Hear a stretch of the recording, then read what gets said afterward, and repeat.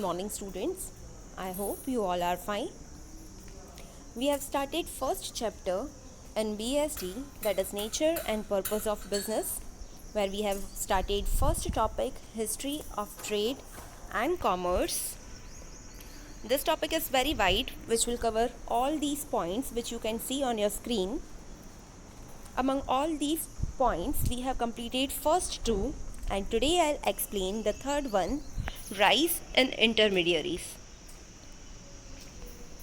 In this topic, we will study about intermediaries. Yes, and what is their role, how they promote the trade in India. First, we will understand the meaning of intermediaries. The intermediaries act like a mediator between two parties or between manufacturer and customer. They helped in the rise of trade and commerce. For example, if manufacturer is from Mumbai and any one person customer from any other state want to purchase that product, how that person can purchase? In present era, there are number of options through online transaction that person can easily purchase. But in case if that person does not have any facility of online transaction, how that person will purchase? In this situation, there must be some mediator who will purchase from manufacturer and provide to the customer. So, those who are in between manufacturer and customer are known as mediators. They make this trading activity easy.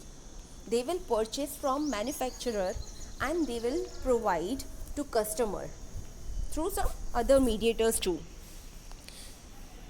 You can see in the image, one side is buyer, customer, and other side the seller, and there are a number of mediators in between that. This will be more clear with this image. You can see in first point, the first option, one side is manufacturer and on other side is customer. There is no mediators in between that. So this is zero level channel of distribution. In this first option, there would be number of difficulties as I had explained through example. The second option, there is retailer in between manufacturer and customer. So here retailer will purchase from manufacturer and sell to customer.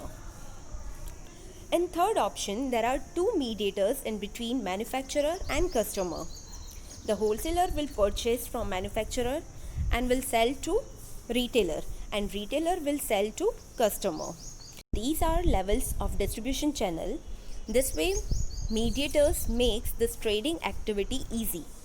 Let me explain wholesaler and retailer. Wholesaler will purchase from manufacturer in bulk and he will sell to retailer.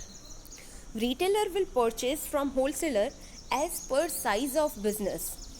If small shopkeeper want to purchase any product, so as per his sell, if he is selling more units in a month, he will purchase accordingly.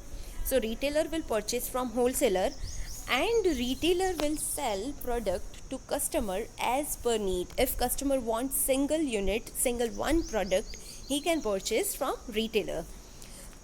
You can see this in practical world too. We are purchasing from retailers, yes, small or large shopkeepers, and they are purchasing from wholesalers. This was just one example. We will study this topic in detail. Intermediaries played a very important role in promotion of trade. The first one is commission agents, brokers, distributors of wholesale and retail trade. These all intermediaries play very important role for the development of trade. They helped in expanding trade and brought in huge amount of silver bullion into Asia, and from that large share was in India. So this was just one example. This way intermediaries play very important role. This is one example from history of trade and commerce. Second point, The institutions of Jagat Seths. Jagat Seths also played an important role during Mughal period and days of East India Company.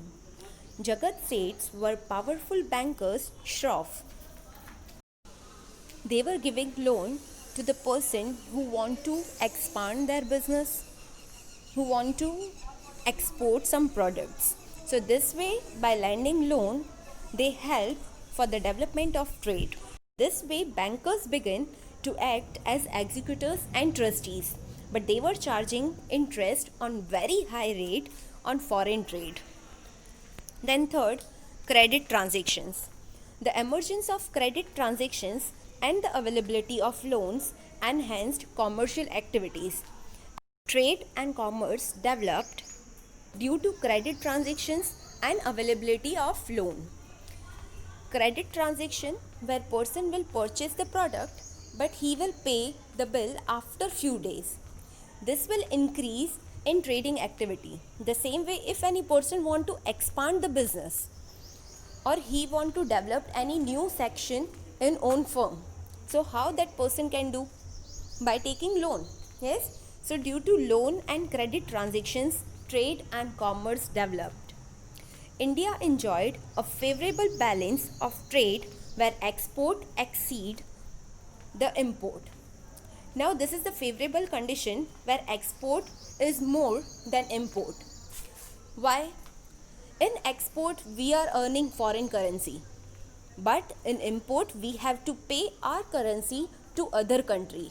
So this is the favorable condition where export exceeded the import, and this was possible with intermediaries. This concept will be clear with this image.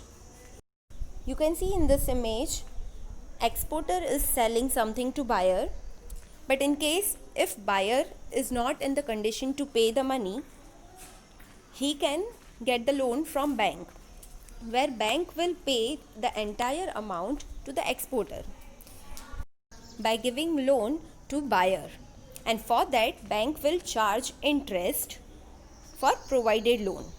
So this way intermediaries play very important role. Now fourth, indigenous banking system benefited the manufacturer, traders, merchants with additional capital funds for expansion and growth. If any person want to expand their business, they want to develop their trading activity, they can get the loan from shroffs, bankers. You can see the images where bankers, shroffs, they were giving loan, and for return they are getting some precious stones, metals. Yes. So this way in past indigenous banking system was there. Then fifth, commercial and industrial banks. Later on, commercial and industrial banks also provided both short-term and long-term loans to traders. In present time, you can see there are number of banks. Yes, commercial banks and industrial banks. They are giving loan as per requirement. Yes, they are providing short-term loans, long-term loans. Here in image there are some examples.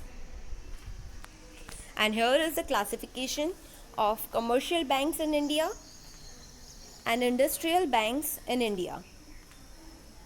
This is just for example. This is not covered in your book.